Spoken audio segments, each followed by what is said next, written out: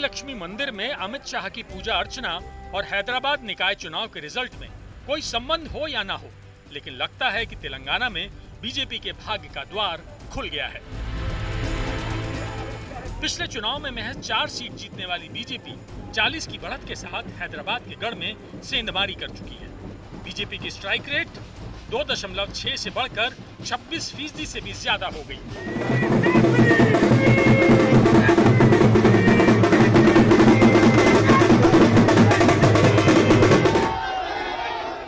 ये कामयाबी ऐसे ही नहीं मिली है, इसके पीछे सधी हुई रणनीति, अच्छा होमवर्क और दूरदर्शिता सब कुछ है।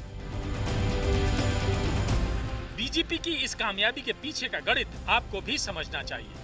दरअसल पार्टी अध्यक्ष के तौर पर 2017 में अमित शाह ने लक्ष्य रखा था, बीजेपी को पंचायत से पार्लियामेंट तक ले जाना है।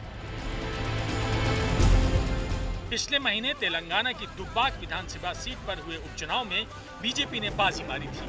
टीआरएस के कब्जे वाली सीट पर बीजेपी की जीत बहुत कुछ कह रही थी। इसके बाद तो पार्टी ने हैदराबाद नगर निगम चुनाव में पूरी ताकत लगा दी। मैं आपको हैदराबाद की जनता को भरोसा दिलाना चाहता हूं कि हम हैदराबाद को नवाब निजाम कल्चर से मुक्त होकर एक मिनी इंडिया बने ऐसा शहर बनाने की दिशा में आगे बढ़ेंगे। निजाम कल्चर को त्याग कर एक आधुनिक शहर बने, इस प्रकार का हम हैदराबाद को बनाएंगे। बीजेपी ने स्मृति ईरानी, जेपी नड्डा, अमित शाह, प्रकाश जावड़ेकर, योगी आदित्यनाथ, देवेंद्र फडणवीस, तेजस्वी सूर्या जैसे नेताओं को निकाय चुनावों के प्रचार के लिए मैदान में उतारा है। यानी अपने स्टार प्रचारकों को मैदान में उतारकर बीजेपी ने पूरी ताकत झोंक दी। बीजेपी ने राष्ट्रवाद, अवैध प्रवासी, जिन्ना, वंशवाद की राजनीति और सर्जिकल स्ट्राइक जैसे मसलों को चुनाव अभियान का एजेंडा बना दिया।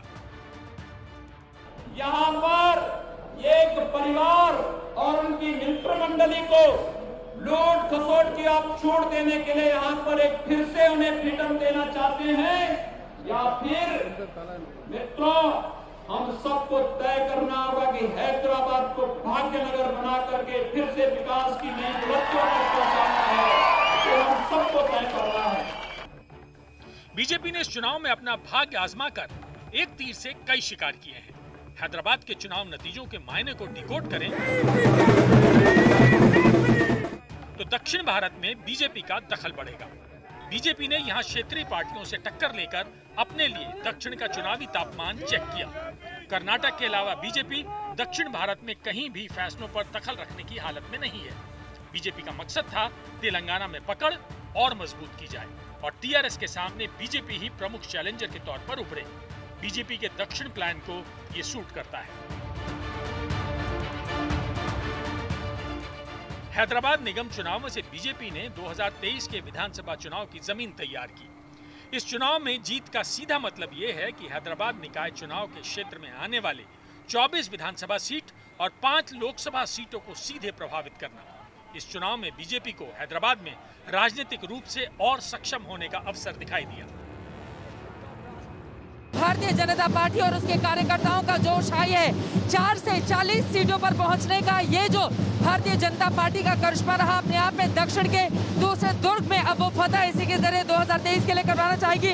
बीजेपी दफ्तर में कार्यकर्ताओं का जोश कैसे हाई है, मैं पीछे की तस्वीरें आपको दिखाना चाहती हूँ।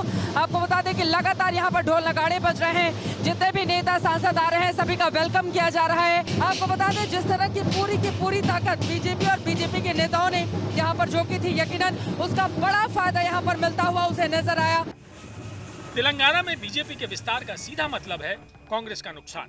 कांग्रेस पूरे प्रयास के बाद भी दुब्बाक सीट पर हुए उपचुनाव में तीसरे नंबर पर रही थी और हैदराबाद निगम चुनाव में कांग्रेस पर दुखों का पहाड़ टूट पड़ा है। बीजेपी को इसमें कांग्रेस की जगह छीनने का सही मौका दिख रहा है।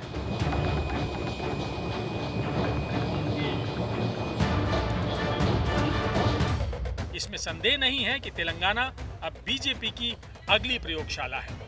कर्नाटक के बाद तेलंगाना को बीजेपी राजनीतिक रूप से दक्षिण भारत का सबसे उपजाऊ राज्य मानती है।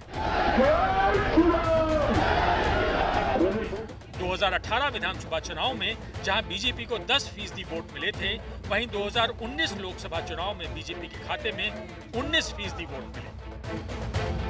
यही वजह है कि लोकसभा चुनाव के बाद तेजी से बीजेपी तेलंगाना में सक्रिय होती चली गई। लेकिन बीजेपी को अभी तेलंगाना में जीत के लिए एक लंबा रास्ता तय करना है।